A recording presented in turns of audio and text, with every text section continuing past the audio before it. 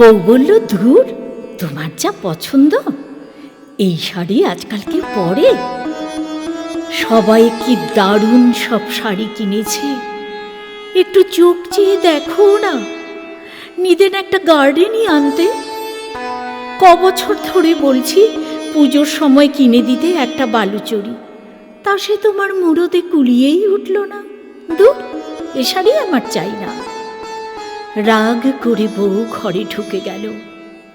শাড়ির খালি প্যাকেট হাতে নিয়ে বিমলেন্দু বারান্দায় দাঁড়িয়ে রইল অনেকক্ষণ। অফিসে সান্যালদার কাছে ধার নিয়েছিল 200 টাকা, তার সঙ্গে নিজের আরও 100 যোগ করে বউয়ের পুজোর শাড়ি কিনেছে।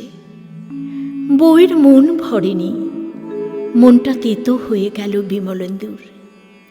কেনার সময় ভেবেছিল শাড়িখানা হাতে পেয়েই লাফিয়ে উঠবে বউ, আহ্লাদে গলে যাবে।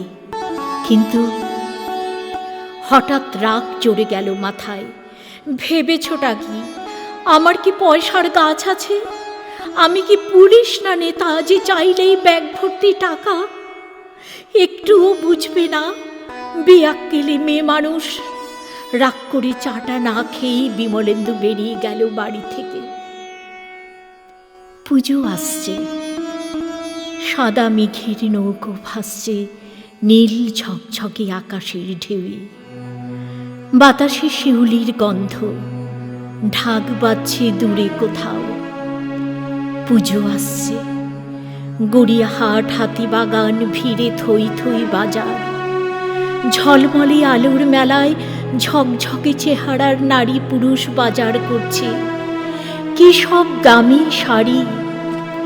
দুপুরের টিফিনের সময়ে রাস্তায় বেরিয়ে প্রাইভেট কোম্পানির অল্প মাইনে টাইপিস্ট বিমলেন্দু বড় বড় শোকেসের সামনে চুপ করে দাঁড়িয়ে থাকে।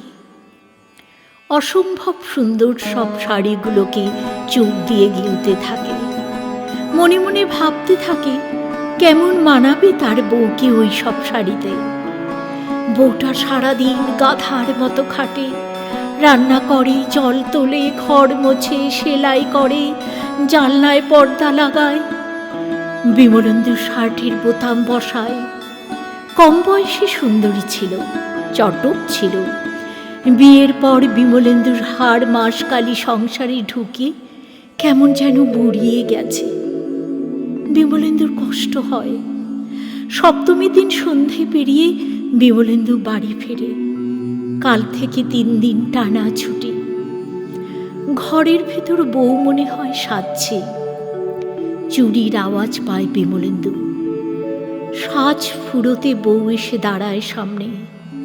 চমকে ওঠে বিমলেন্দু। এ কি, এ যে বালুচরি!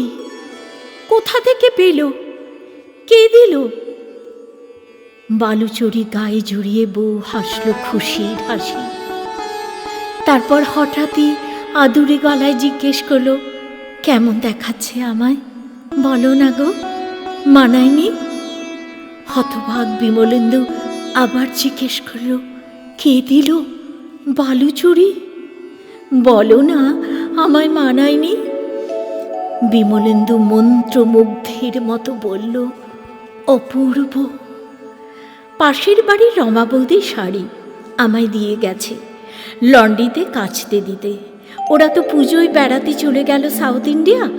আমি সন্ধ্যের পর গিয়ে লন্ড্রিতে দিয়ে আসব। তার আগে একটু পরে দেখলাম, কি অপূর্ব, তাই না?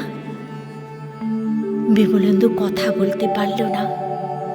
নিজের হাতের আঙ্গুলগুলো দেখতে লাগলো, মাথা নিচু করে। টাইপ করতে করতে আঙ্গুলগুলো যেন ক্ষয়ে গেছে। ঢাক বাজছে।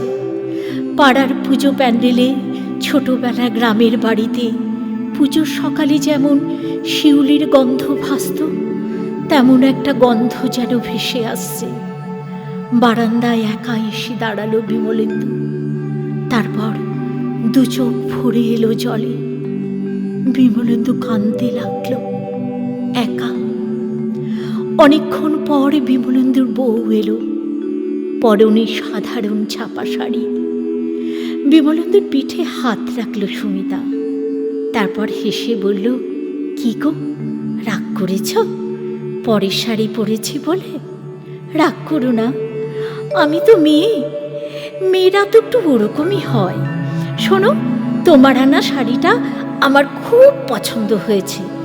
অষ্টমীর দিন রাতে ওটা পরেই যাব ঠাকুর দেখতে তোমার সাথে, কেমন?